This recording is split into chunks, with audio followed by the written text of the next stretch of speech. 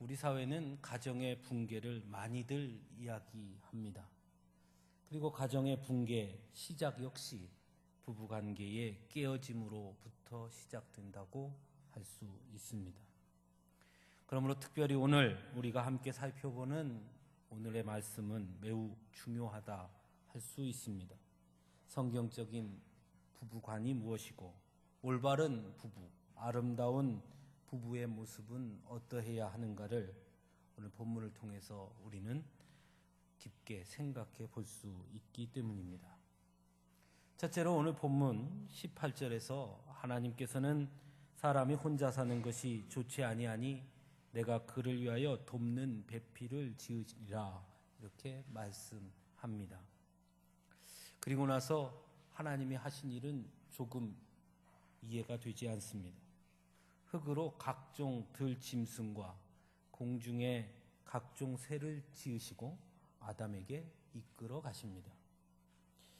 내가 그를 위하여 돕는 배필을 지으리라 그렇게 하신 하나님께서 이렇게 들짐승과 공중의 각종 새를 흙으로 지으신 후에 아담에게로 이끌어 가신 것입니다. 하지만 20절에 보면 아담은 자기에게 오는 모든 동물들의 이름을 지어주고 나서 돕는 배필이 없었음을 분명하게 다시 한번 확인하고 있습니다. 즉 짐승도 가축도 공중의 새도 그 어느 것도 아담에게 돕는 배필이 되지 못했다라는 것입니다.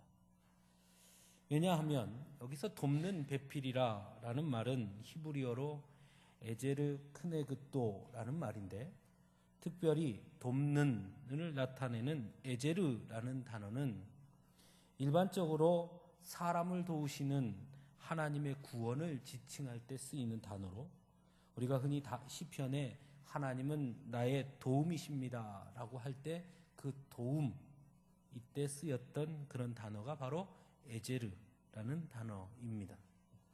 즉 에제르라는 낱말은 단순히 남을 돕고 거들어주는 그런 종속적인 행동을 지칭하는 것이 아니라 사람에게 반드시 필요한 하나님의 도우심과 마찬가지로 없어서는 안 될 필수적이고 절대적인 도움을 의미하는 말입니다. 그런 면에서 짐승이나 가축이나 새는 그런 존재가 될 수 없었던 것입니다. 또한 크네그도라는 단어는 짝 또는 상대자를 뜻하는 말로 네게드라는 낱말에서 비롯된 단어인데 여기서 짝 또는 상대자는 어떤 상하관계, 종속적인 관계가 아니라 매우 동등한 지위, 동등한 위치에 있는 짝이나 상대자를 가리키는 말로 결국 하나님께서 아담에게 주시고자 하셨던 돕는 배필이라는 것은 아담과 같은 상호 의존 관계에 있는 함께 생각을 공유하고 함께 서로의 의견을 나눌 수 있는 그런 상대자를 만들어 주기 원하셨는데 각종 들짐승과 가축과 공중의 새들은 그것을 감당할 수 없었다는 것입니다. 그래서 하나님께서는 돕는 배필로 하와를 만들어 지어서 주시는 것입니다. 그러므로 인간에게 있어서 이토록 배우자는 없어서는 안 되는 매우 필수적인 절대적인 도움을 나타내는 존재가 바로 배우자인 것입니다. 그래서 하나님 앞에서 이런 배우자를 통해 인간이 인간으로서 온전해지게 된 시작이 바로 부부의 맺음이라는 것을 우리에게 보여주고 있는 것입니다. 그러므로 인간의 창조 기사가 창세기 1장에 등장하지만 완성된 인간으로서의 창조의 완성은 바로 오늘 읽은 본문 말씀 2장을 통해서 부부가 맺어짐으로 하나님 앞에 인간이 인간다워짐의 시작이 되었다라는 것을 우리는 알 수 있는 것입니다. 그러므로 여자를 또는 아내를 또는 남자를 또는 남편을 남자의 부속품이나 또는 여자의 부속품이나 소유의 대상으로 여기는 것은 매우 잘못된 인식이라 할 수 있습니다.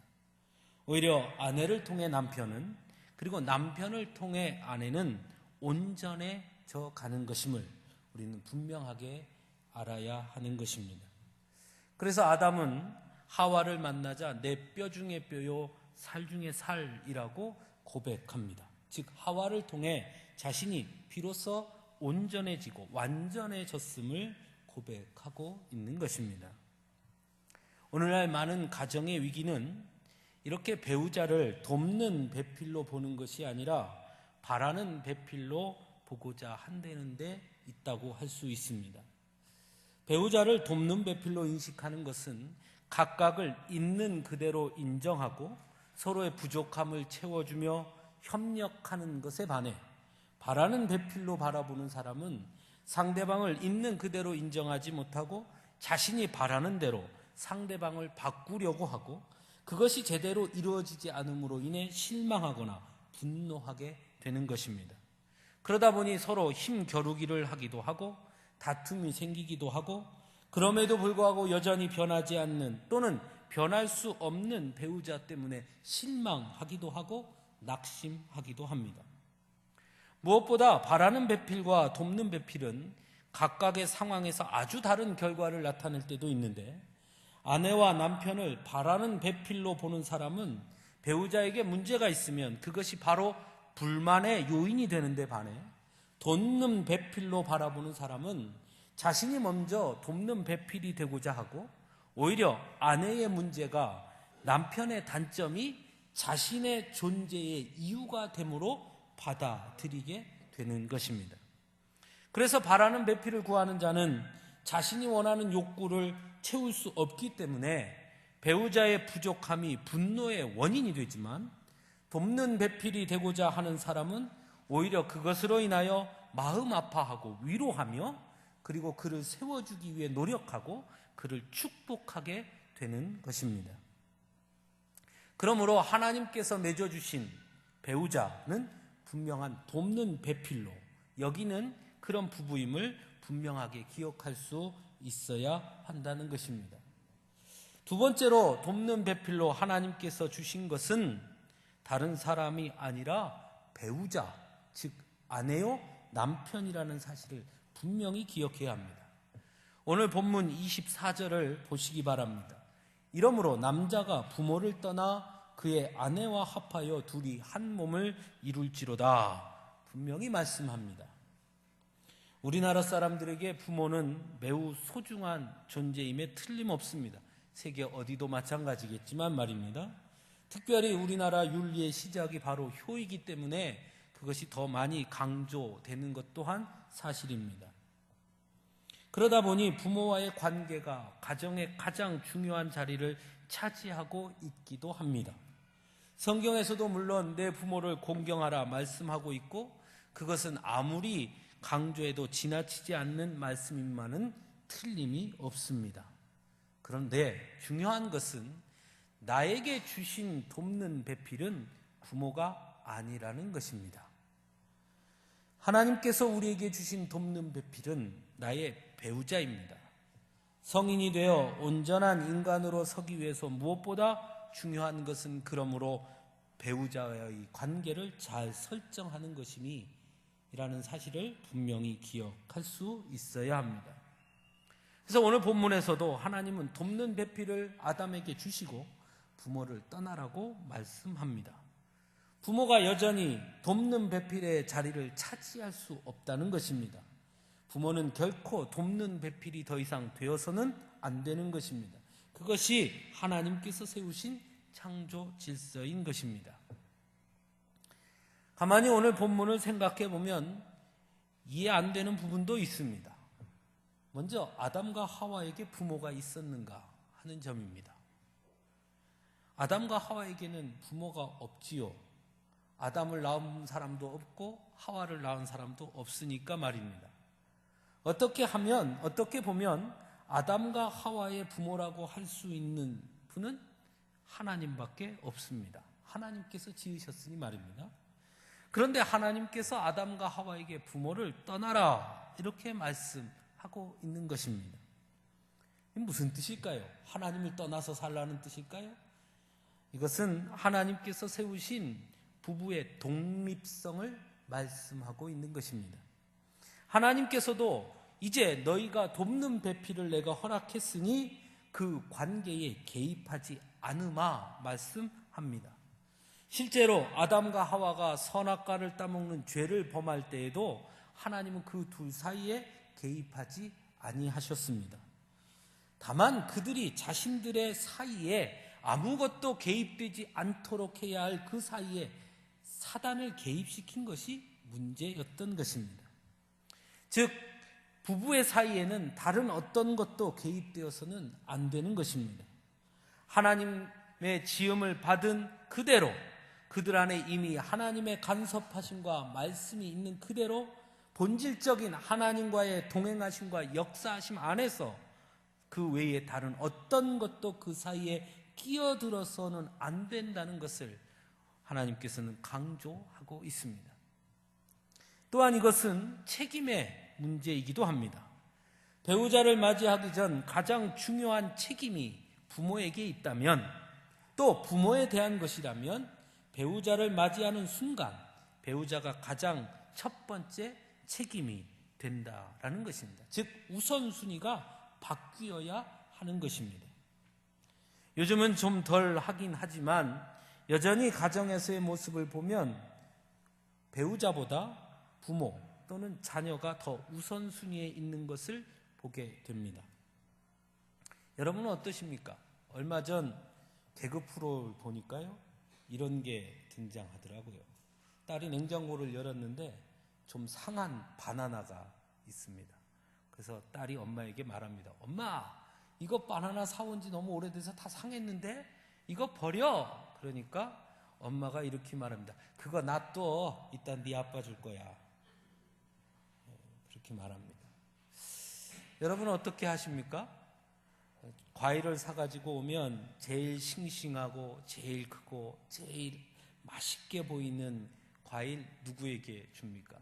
놔뒀다가 혹시 아들, 딸에게 주고 뭔가 흠집이 있고 좀 뭔가 시들어갖고 그런 것들 놔뒀다가 남편 주지 않습니까? 자녀들에게는 따뜻한 밥 꼬박꼬박 해주면서 남편이 밥 없어? 그럼 몰라, 저기 찬밥 있나 봐봐. 혹시 그러지는 않습니까? 남편분들은 어떠십니까? 백화점에 가서 좀 예쁜 옷이나 구두 같은 것 보면 무슨 생각이 드십니까?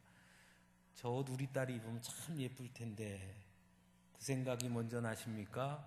저 옷 우리 아내 사주면 참 좋겠구나, 그런 생각을 하십니까?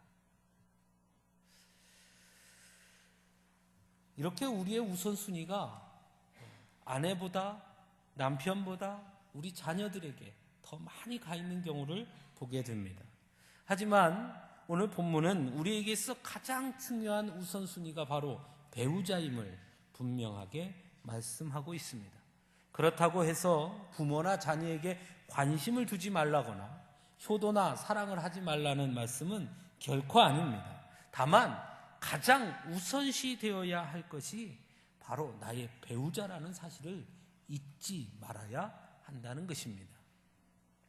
세 번째는 합하여 둘이 한 몸을 이루는 부부가 되어야 한다고 말씀합니다. 여기서 중요한 것은 합한다는 것입니다.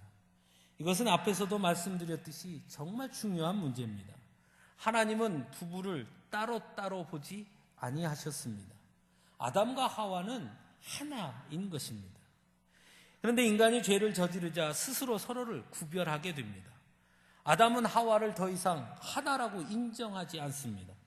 창세기 3장 12절에 보면 아담이 이렇게 말합니다. 하나님이 주셔서 나와 함께 있게 하신 여자, 그가 그 나무 열매를 내가 줌으로 먹었나이다. 어느 순간 내 뼈 중에 뼈요 살 중에 살 하나였던 그들이 분리되게 된 것입니다. 이것은 하나님께서 맺어주신 아름다운 부부의 모습이 아닙니다. 죄가 그 안에 끼어들자 그들은 그렇게 분리된 것입니다. 부부는 합한 것입니다. 하나라는 것입니다. 생각과 가치와 영적인 교통함이 하나가 되어야 하는 것입니다. 하나가 되기에 가장 어려운 것이 무엇이 있을까요? 무엇이라고 생각하십니까? 너무 어렵게 생각하지 마십시오. 몸이 하나가 되는 게 제일 어려운 겁니다. 아무리 노력해도 몸이 하나는 될 수 없지요. 어떻게 하나가 됩니까?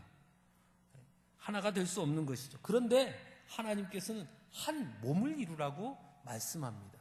이건 무슨 말씀이냐면 그만큼 서로가 완전한 하나라는 것을 말씀하고 있는 것입니다. 여러분, 그 얘기 아십니까? 굴뚝을 청소하는 부부가 있었습니다. 아내와 남편이 둘 다 굴뚝 청소를 하는 부부입니다. 아내도 굴뚝에 들어갔다 나오고 남편도 굴뚝에 들어갔다 나옵니다. 그런데 웬일인지 남편이 들어갔다 나온 굴뚝은 좀 매연이 많이 끼었는지 나온 남편의 얼굴에 그름이 가득 묻어서 얼굴이 검해졌습니다.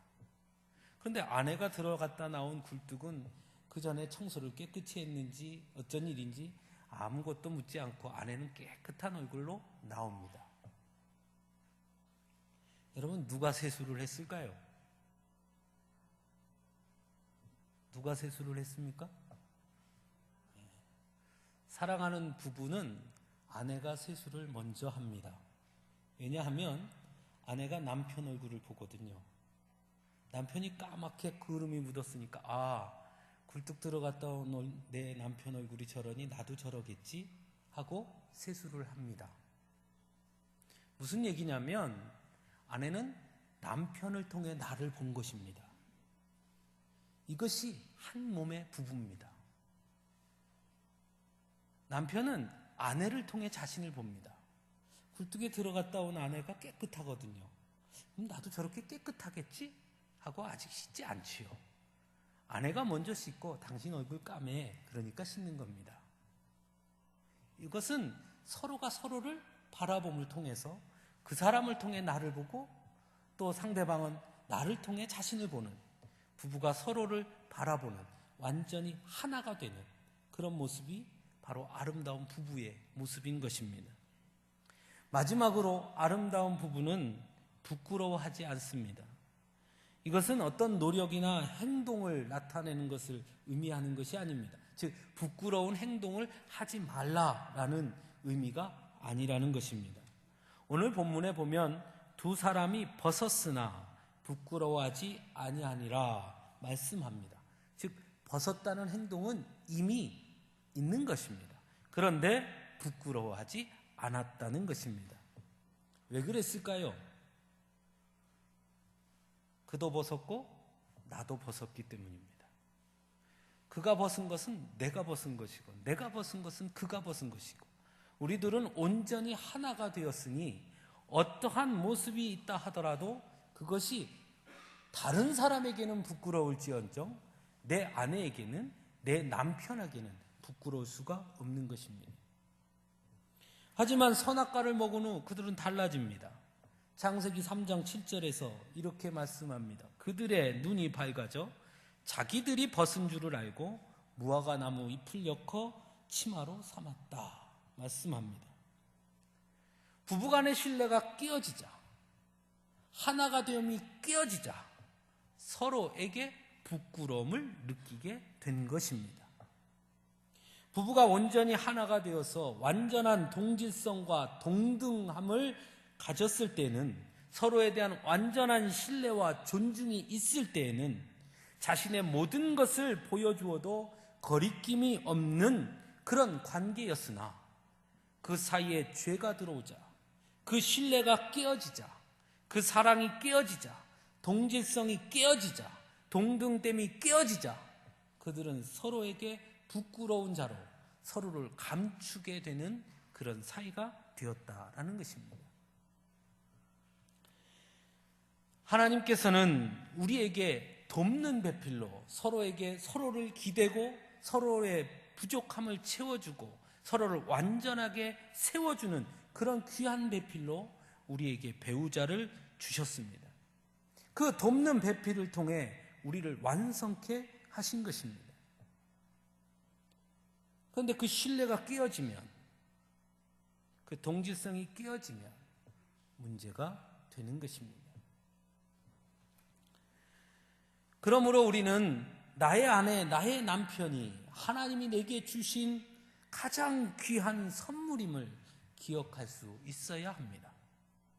그를 통해 나를 볼 수 있어야 하고, 또한 내가 그의 부족함을 채워주는, 그를 더 세워주는 그런 관계가 될 수 있어야 합니다. 그와 온전히 한 몸을 이루어야 합니다. 그것이 아름다운 부부의 모습입니다. 요즘 우리 사회는 결혼율이 현저하게 떨어지고 있다고 합니다. 여기 계신 분들 중에도 그런 생각을 하는 분들이 있으실 걸로 압니다. 능력이 있으면 결혼하지 않아도 된다. 특히 여자들이 그런 생각을 많이 하는 것 같아요. 굳이 결혼해가지고 애 키우고 남편 뒷바라지하고 너무 힘든데 능력 있으면 그냥 혼자 사는 것도 괜찮아, 이렇게 이야기합니다. 그런 것 같습니까?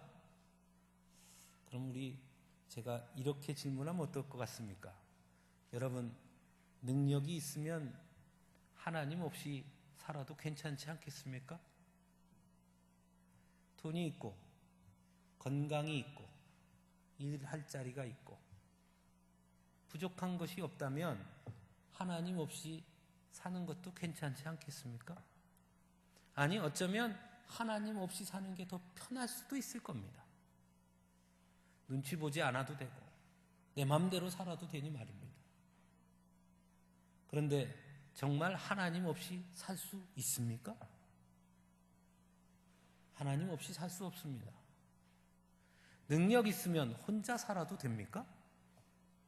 그러면 아담은 무능력자라 하나님께서 돕는 배필을 주신 것입니까? 그렇지 않습니다. 가정은 하나님께서 세우신 질서입니다. 가정이 세워질 때, 부부가 맺어질 때 비로소 하나님 앞에 온전한 한 인격체로 서게 되는 것입니다. 물론 사도 바울처럼 결혼하지 않은 사역자들도 있고 예수님도 결혼하지 않았습니다. 그러면 그들은 하나님의 일을 위해서 결혼하지 않은 것입니다. 내가 좀 더 편하게 살기 위해서, 내가 좀 더 여유롭게 살기 위해서, 내 즐거움을 위해서. 그건 뭐와 같으냐면 내 즐거움을 위해서, 내 편리함을 위해서, 내 마음대로 살기 위해서 하나님이 필요 없는 것과 같은 것입니다. 여기 우리 교회 청년들도 있는데요. 여러분, 결혼하십시오. 돕는 배필을 꼭 만나십시오. 능력 있으면 안 해도 돼, 그런 말에 넘어가지 마십시오. 돕는 배필은 우리 모두에게 필요한 것입니다. 사랑하는 성도 여러분, 나의 아내와 나의 남편이 곧 나의 나됨의 시작임을 기억하시고 더욱 소중하게 서로 사랑으로 섬길 수 있기를 간절히 바랍니다. 이 세상에 가장 내가 사랑해야 할 사람, 삼식이가 아니라 가장 사랑해야 할 사람이 내 남편입니다. 바가지 긁는 사람이 아니라 가장 사랑할 수 있는 사람이, 가장 사랑해야 하는 사람이 내 아내인 것입니다. 여러분의 아내와 남편을 그렇게 소중하게 여기는 여러분 모두가 될 수 있기를 간절히 바랍니다. 기도하겠습니다. 사랑의 아버지 하나님,